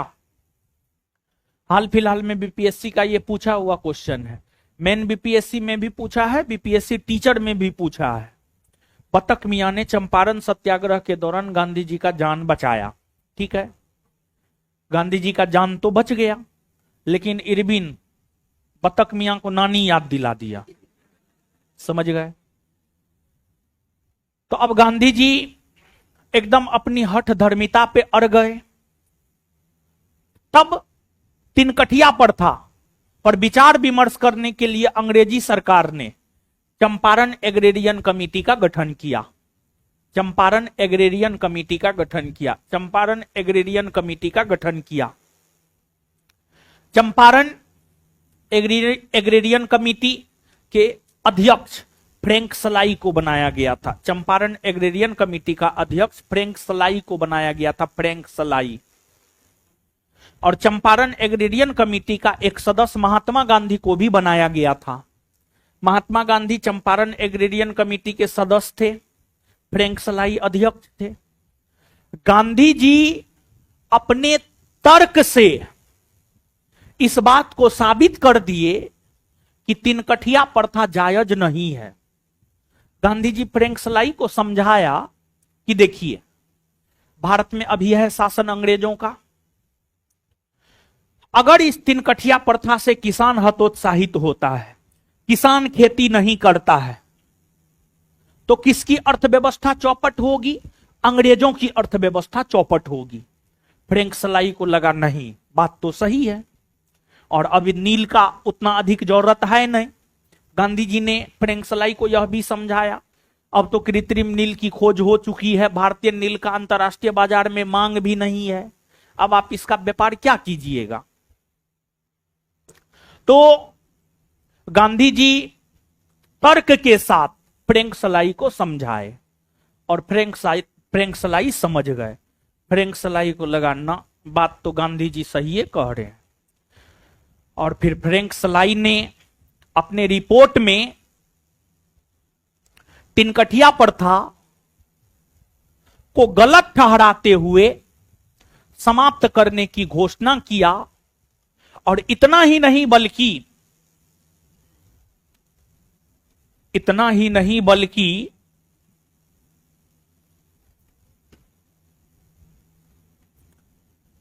फ्रैंक सलाई ने यह भी कहा कि इस तिनकठिया प्रथा के जरिए चंपारण के किसानों से जो अवैध वसूली की गई है, चंपारण के किसानों से जो अवैध वसूली की गई है, उसका 25% अंग्रेज जमींदार चंपारण के किसानों को वापस लौटाए।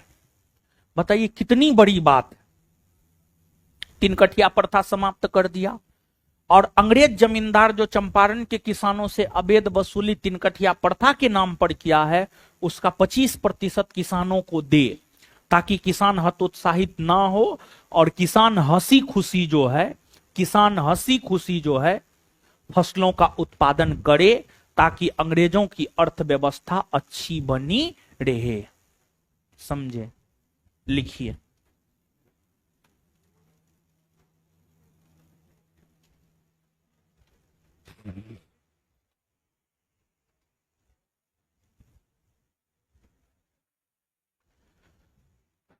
चंपारण सत्याग्रह लिखिएगा। महात्मा गांधी के द्वारा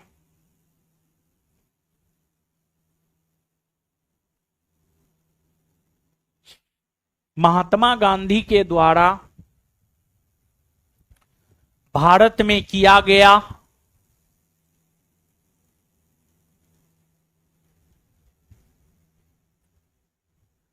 प्रथम सत्याग्रह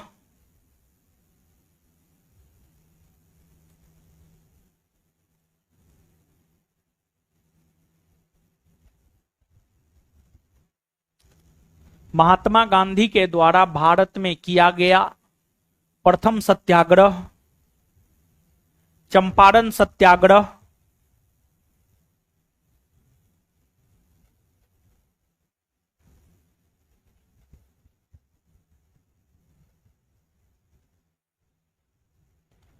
चंपारण सत्याग्रह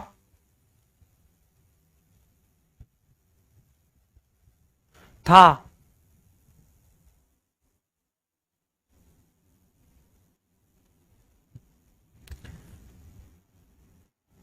इसे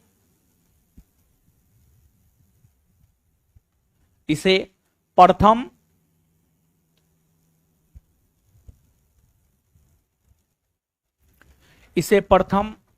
सविनय अवज्ञा आंदोलन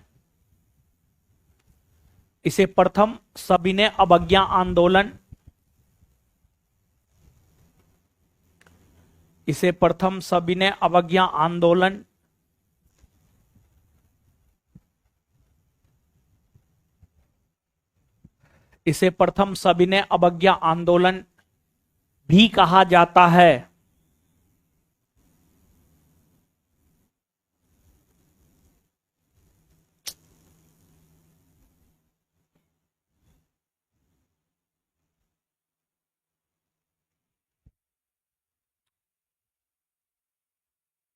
गांधी जी के चंपारण सत्याग्रह का विरोध गांधी जी के चंपारण सत्याग्रह का विरोध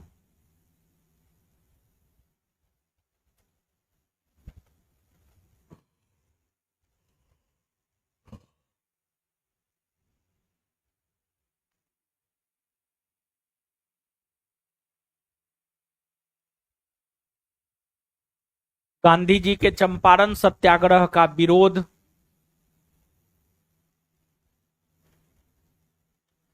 दक्षिण भारत के किसान नेता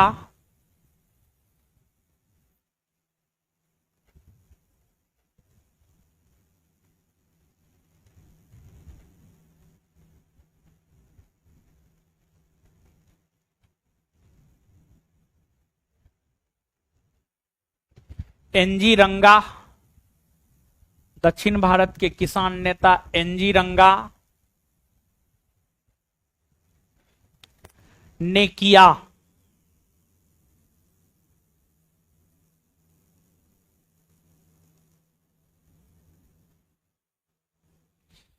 जानते हैं, गांधी जी जब चंपारण सत्याग्रह शुरू किए थे ना, बिहार का कोई कांग्रेसी नेता नहीं गया था। लेकिन जब चंपारण सत्याग्रह लोकप्रिय हो गया और जब कांग्रेसियों को लगा कि अब इससे चेहरा चमक सकता है, सब कांग्रेसी नेता दौड़ दौड़ के पहुंचा। समझे? चाहे राजेंद्र प्रसाद हो, अनुग्रह नारायण सिंह हो, ब्रजकिशोर प्रसाद हो, जेबी कृपलानी हो, सब कांग्रेसी दौड़ दौड़ के पहुंचा चंपारण, समझे। तो इसलिए कहा जाता है संघर्ष के दिनों में अकेला रहना होता है, और जब सफल हो जाइएगा ना, सब पूछेगा आपको, ऐसे कोई नहीं पूछेगा। असफल हो जाइएगा ना, कोई नहीं पूछेगा, हम भी नहीं पूछेंगे। हम भी देखते हैं असफल लोग को थोड़े स्टेज पे लाते हैं, नहीं लाते, सिर्फ सफल लोग को लाते हैं। असफल को कोई नहीं पूछता है। डूबते हुए सूरज को सिर्फ एक के बार प्रणाम किया जाता है छठ में, उगते हुए सूरज को डेली प्रणाम किया जाता है, समझे। उगते हुए सूरज को डेली प्रणाम किया जाता है, डूबते हुए सूरज को सिर्फ छठ में प्रणाम किया जाता है, समझे। लिखिए, तो इसी वजह से जब संघर्ष में है ना, तो एक बात ध्यान में रखिए, इतिहास से सीखिए। आप लोग बड़ी दुखी हो जाते हैं, समझे, कि हमारा साथ नहीं दिया, हमको छोड़ दिया।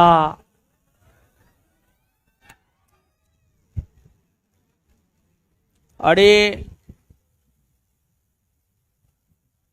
अगर छोड़ दिया है कोई आपको, उसके पीछे भी कुछ मजबूरी रहा होगा। यूं ही कोई बेवफा नहीं होता, समझे। कुछ ना कुछ तो कारण रहता है, समझे। हल्ला मत कीजिए, इधर हम अपने लगभग एक सप्ताह से बड़ी दुखी हैं। भारत में जो घटना हो रहा है ना, बड़ी विचित्र स्थिति है। अभी हम आपको बता रहे हैं, जब से ये कोलकाता का कांड हुआ है, कोलकाता का कांड भी बहुत, क्या कहा जाए उसको, बड़ी अजीबो गरीब और दुखमयी घटना है। उसके बाद लगातार देख लीजिए, बिहार के मुजफ्फरपुर, महाराष्ट्र के बदलापुर, उत्तराखंड में नर्स के साथ, मतलब देखिए लगातार जो है देश में क्या हो रहा है, बड़ी चिंता का विषय है, समझे। और एक बात आप जानिए कि ठीक है, एक कहता है कि बलात्कार का एक कारण कपड़ा है, ठीक है, बलात्कार का एक कारण कपड़ा है, लेकिन महाराष्ट्र में जो घटना हुआ है 4 साल 6 साल के लड़की के साथ हुआ है, और स्कूल में हुआ है। बताइए, स्कूल में तो बच्चा स्कूल ड्रेस ही पहन करके जाता है, वहां पर कपड़ा क्या मायने रखता है, समझ गए। मतलब हम लोग जो है ना जानते हैं, मतलब अभी क्या कहा जाए कि लोग पैसा कमाने में, ये 21वीं सदी है, 21वीं सदी आर्थिक सदी है, और इस सदी में पैसा का बहुत महत्व है, इससे आप डिनाई नहीं कर सकते। लेकिन लोग पैसा कमाने के चक्कर में जो है ना, अपने बच्चा को संस्कार वाला शिक्षा देना, नैतिकता वाला शिक्षा देना, मानवता वाला शिक्षा देना जो है भूल गया है। जबकि जानते हैं ये सब जरूरी है, ठीक है। जैसे आप अभी जो शिक्षा ले रहे हैं, कंपटीशन के तैयारी के लिए आप शिक्षा ले रहे हैं कि कहीं सरकारी नौकरी लग जाए, लेकिन सरकारी नौकरी करके भी अगर आपका आंतरिक खराब है, मतलब मनोस्थिति आपका खराब है, आप गंदे हैं, गंदे चरित्र के हैं, तो इस शिक्षा से कोई मतलब नहीं, कोई लेना देना न है। तो इस सब घटना से बड़ी चिंता होता है, समझे। कभी सोचते हैं ना, देश किस ओर जा रहा है, बड़ी चिंता होता है। बंगाल में घटना होगा तो राहुल गांधी नहीं बोलेगा, उत्तराखंड में घटना होगा तो स्मृति ईरानी नहीं बोलेगी। सबको अपना राजनीतिक सेकना है और कुछ न है। कोई भी नेता फेता जो है ना, आप ये जो सोच रहे हैं कि फलना तो रक्षक है, सब नेता भक्षक है, समझे। हम तो यही मान करके चलते हैं। मतलब बड़ी अजीबो गरीब स्थिति है देश का। पिछले एक सप्ताह से हम अपने बड़ी चिंतित रहते हैं, समझे, लेकिन हम क्या कर सकते, कुछ नहीं कर सकते। लिखिए,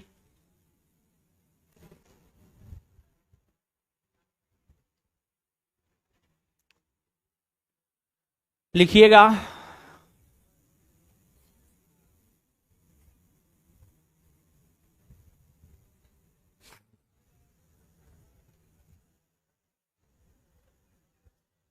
लिखिएगा। नेक्स्ट पॉइंट,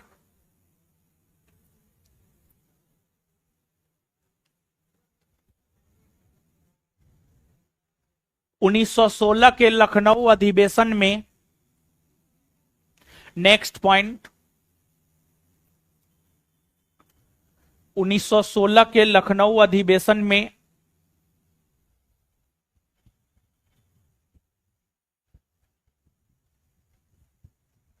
गांधी जी की मुलाकात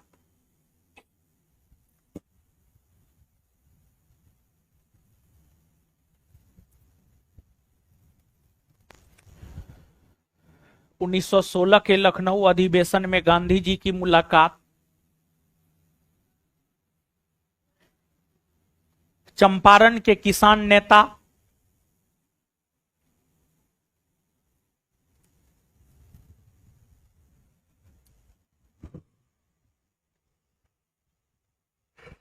चंपारण के किसान नेता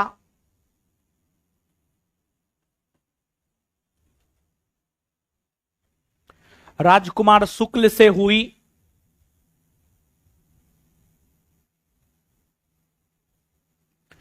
चंपारण के किसान नेता राजकुमार शुक्ल से हुई और उसी के कहने पर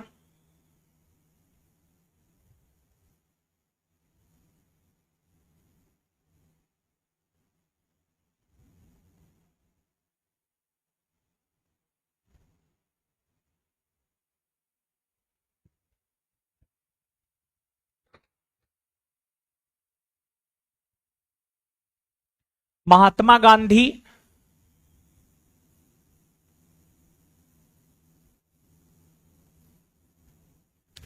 अप्रैल 1917 में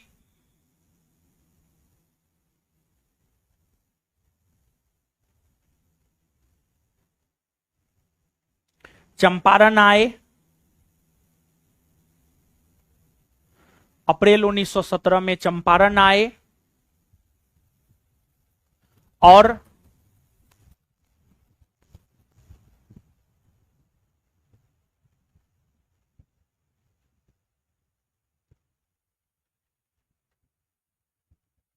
सत्याग्रह किए।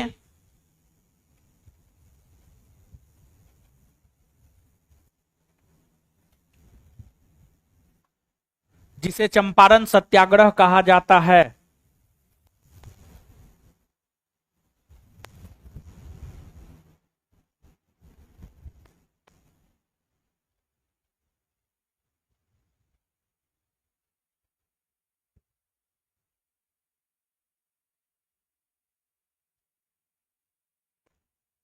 नेक्स्ट पॉइंट, गांधी जी ने चंपारण सत्याग्रह की शुरुआत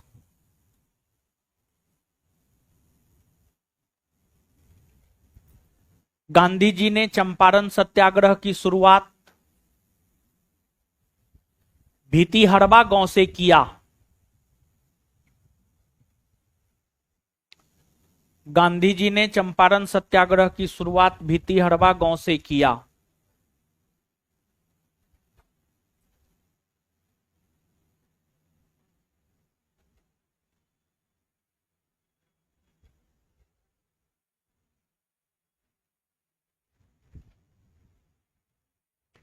गांधी जी जानते हैं पूजनीय क्यों है? बहुत रीजन है उसके पीछे। गांधी जी जो भी किए अपने आत्मकथा में लिख दिए। गांधी जी चोरी किए थे ना, वो लिखे हम चोरी किए हैं। गांधी जी वेश्यावृत्ति किए थे, वो भी लिखे हैं कि हम वेश्यावृत्ति किए थे। गांधी जी खैनी खाते थे, वो भी लिखे हम खैनी खाते थे। मतलब अपने पूरे जीवन को देखिए, हर लोग कहता है हमारा जीवन तो खुला किताब है, जिसको पढ़ना है पढ़ लीजिए। लेकिन ये 21वीं सदी का लोग खुला किताब, 21वीं सदी का लोग और खुला किताब कभी हो ही नहीं सकता है। आज के डेट में आप अपना सब बात सही बताइएगा, किसी को नहीं बताइएगा। और आज के डेट में बताना भी ना है, बताना भी नहीं है, क्योंकि जिसको बताइएगा ना वही आपके कमजोरियों का फायदा उठा लेगा। ये प्रतिस्पर्धा का युग है, यहां पर कमी नहीं बताना है, सिर्फ हवाबाजी करना है। ये 21वीं सदी हवाबाजी पे चल रहा है, समझे। लिखिए आगे। बड़ी शानदार पर्सनैलिटी के थे गांधी जी, ठीक है। गांधी जी को पढ़ना चाहिए, हर किसी को पढ़ना चाहिए गांधी जी को। गांधी जी के ऊपर लोग बेबुनियाद आरोप लगा देते हैं। कभी गांधी को पढ़िए, कभी गांधी को जानिए। गांधी तो इतना कुछ कर दिए, समझे। जैसा परिस्थिति था उसमें गांधी जी बहुत कुछ किए हैं। अंग्रेज इतना शक्तिशाली, अमेरिका से ज्यादा शक्तिशाली अंग्रेज था। आज ना अमेरिका शक्तिशाली, अमेरिका आज जितना शक्तिशाली है उससे 20 गुना ज्यादा शक्तिशाली अंग्रेज था। उस अंग्रेज को एक लाठी पर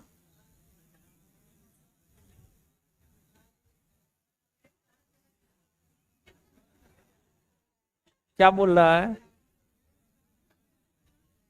अंग्रेज,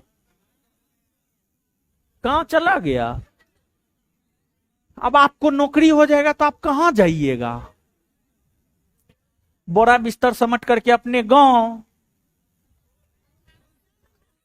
वही रक्षाबंधन।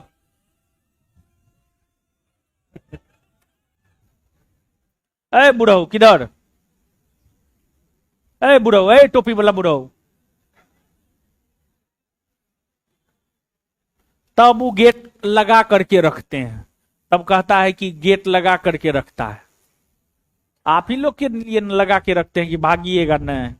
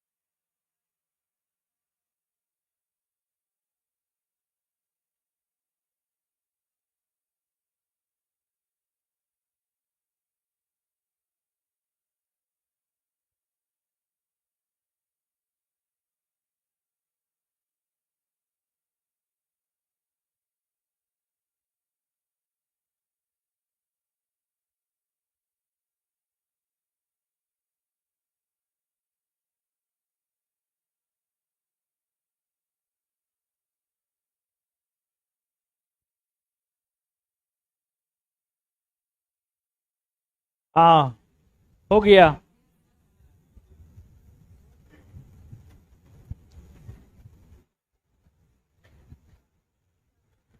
नटाल कांग्रेस की स्थापना महात्मा गांधी ने कब किया? 1800। नटाल कांग्रेस की स्थापना महात्मा गांधी ने कब किया?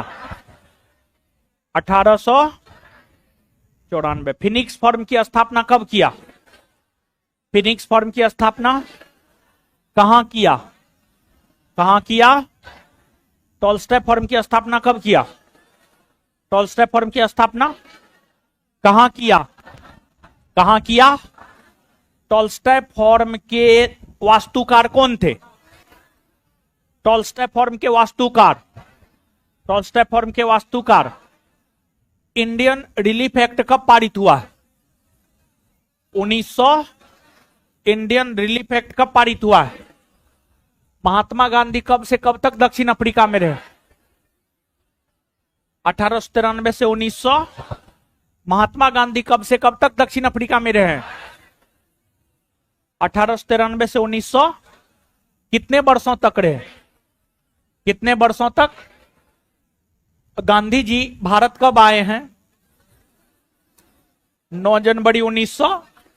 गांधी जी भारत कब आए हैं? 9 जनवरी 1900। राष्ट्रीय प्रवासी दिवस कब मनाया जाता है? 9 जनवरी ना। दक्षिण अफ्रीका में रहते हुए महात्मा गांधी ने कौन सा पत्रिका निकाला? कौन सा पत्रिका निकाला? दक्षिण अफ्रीका में रहते हुए महात्मा गांधी ने कौन सा पत्रिका निकाला? महात्मा गांधी दक्षिण अफ्रीका में जब थे तो उन्होंने लंदन की यात्रा किया। उस दौरान उन्होंने कौन सी पुस्तक लिखी? कौन सी पुस्तक?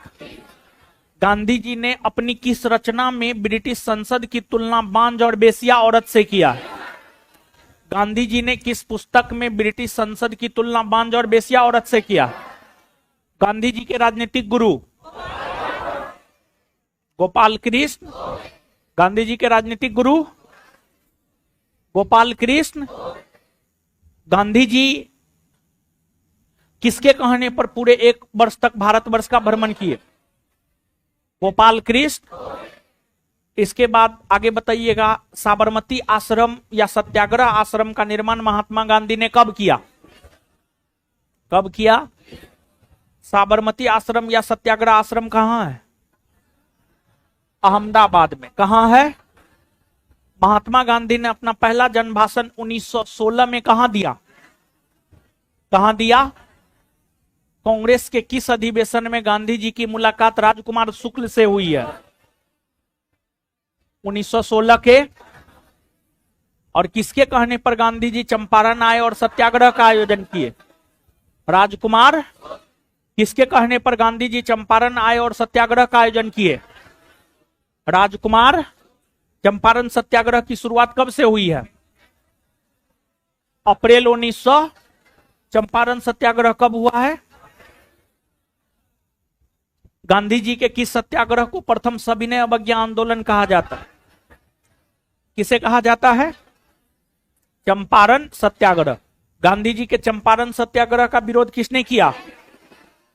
किसने किया? किसने किया? किस प्रथा को समाप्त करने के लिए चंपारण सत्याग्रह हुआ? 3 कठिया। चंपारण सत्याग्रह की शुरुआत कहां से हुई है? भितिहरवा। कहां से हुई है? भितिहरवा। मिलते हैं अगले क्लास में यानी कल। धन्यवाद सभी लोगों का।